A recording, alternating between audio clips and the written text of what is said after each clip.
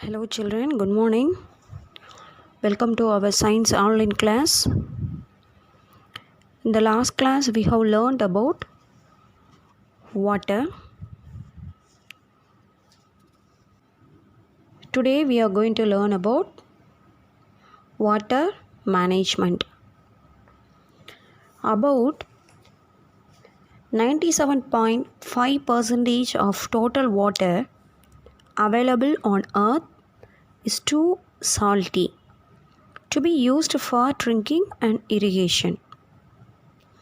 The rest of 2.5% of water is fresh water. Most of the fresh water, 68.7% of the total fresh water is frozen as ice caps and glaciers, and 30.1% occurs as groundwater. Out of the remaining 1.2% of water, about 0.9% occurs as moisture in soil, air, and in bodies of living organisms. The rest of 0.3 constitute fresh surface water sources such as rivers and lakes. By this, it is clear that a very small fraction of water is available for the use of human beings, animals, and plants. The following figure shows the percentage distribution of total available water. See the picture, children. So 97% of water in oceans,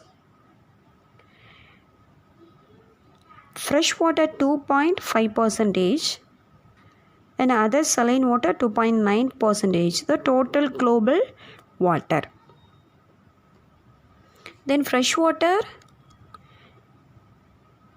groundwater 30.1%, glaciers and ice caps 68.7%, surface other fresh waters are 1.2%. Surface water and other fresh waters, lakes 20.9%, ground ice and permafrost 69.0%, atmosphere, in the atmosphere 3.0%, and all the living things 0.626%, rivers 0.49%, swamps, marshes 2.6%, soil moistures 3.8%. So these are the water management. First we are going to learn about freshwater management. Water management is the activity of planning, developing, and managing the optimum use of water resources. Water which is obtained naturally from ice sheets, ice caps, glaciers, icebergs, ponds, lakes, rivers, streams, and underground are called freshwater. Freshwater is having low concentration of dissolved salt. Nowadays we don't have enough rainfall, and except few, most of the rivers are drained. Due to recent changes in the climate, we don't have water in lakes and ponds. People in many countries suffer because they don't have water even for their basic needs. So we need to manage the available water. The next chapter, rainwater harvesting. What is rainwater harvesting? The process of collecting rainwater from the rooftop of the building is called rainwater harvesting. In this system, rainwater is stored into a storage tank for later use. Rainwater available in the open spaces around the building may also be recharged into the ground. It is another method of rainwater harvesting. The government of Tamil Nadu leads the nation in implementing rainwater harvesting program. It has made it mandatory for all houses and buildings in the state to install rainwater harvesting facility. What are the advantages for this rainwater harvesting? Rainwater harvesting can reduce flooding in the cities. Rainwater harvesting can reduce topsoil loss. Groundwater level can be increased. Groundwater can be conserved. It can improve plant growth.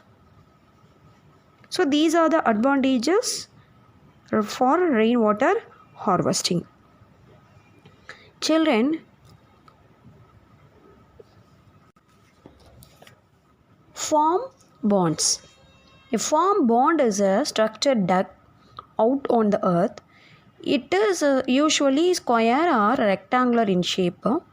Rainwater is stored in it for irrigation purpose. It is surrounded by a small bund which prevents erosion on the banks of the bond. The size and the depth of the bond depend on the type of the soil, water requirements of the farmer, its uses, and the cost of excavations. Water is conveyed to the field manually by pumping or by both. Wastewater management. Used water from any combinations of activities such as domestic, that means houses, industrial, commercial, agricultural is called wastewater. This is the water released after using for laundry, bathing, dishwashing, toilets and industrial purpose. Wastewater also include rainwater that has been accumulated pollutant and it runs into the rivers, lakes and oceans. Pollutant are unwanted chemicals or materials that contaminate water. The goal of wastewater management is to purify and protect water so that it can be reused. It also must be clean before it flows into river, lake and oceans. So what are wastewater treatment? Generally, wastewater is treated by physical, chemical and biological process using what are the steps, children? Filtration, sedimentation, adding cow dung powder and bacteria. This method is followed in industries. So what are the advantages for this wastewater management? Wastewater treatment ensure that the environment is clean. There is no water pollution. It prevents waterborne disease. It ensures that there is adequate water for irrigation. So these are the advantages for this wastewater management. Next, children, desalination of seawater. Desalination is an artificial process of converting saline water, that means seawater, into fresh water. What are the process? The common desalination process are distillation and reverse osmosis. What is distillation? The process in which both evaporation and condensation go side by side is called distillation. Reverse osmosis means is a process of forcing water under pressure through a semi-permeable membrane. That means tiny pores in the membrane allow water to pass but exclude most salt and minerals. The reverse osmosis process helps to solve the water scarcity problem. See children, see the picture.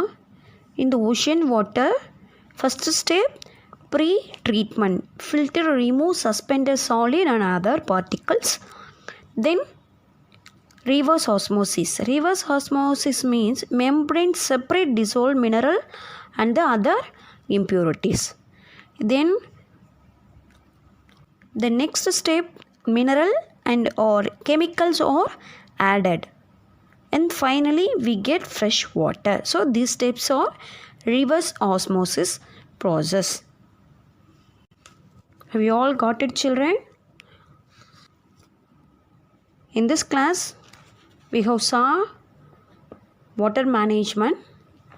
In water management, we have learned about freshwater management and wastewater management.